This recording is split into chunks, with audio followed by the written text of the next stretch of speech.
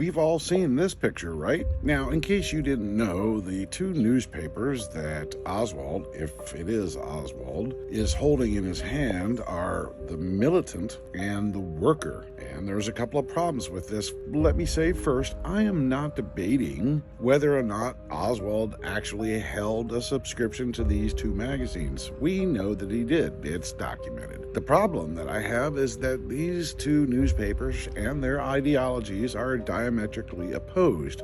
Most people who subscribed to one or the other would not subscribe to the other one, so why did Oswald? And there's a couple of reasons for this. He might have just himself been ideologically confused, or he might have wanted to portray himself as being more radical than he actually was. You know, he never claimed to be a communist, and on radio interviews and even in the Dallas police station, he declared he was not a communist. He was a Marxist-Leninist. And if you don't know the difference, as Oswald himself says, I don't have the time to explain it to you, but he absolutely denied being a communist. Okay, but then lastly is the counterintelligence angle. What if Oswald either is posing himself or has been superimposed upon this picture holding these two newspapers is really to create a backstory in which Oswald is this character who is seen to be a disruptor and therefore obviously should be tied to a plot to assassinate the president.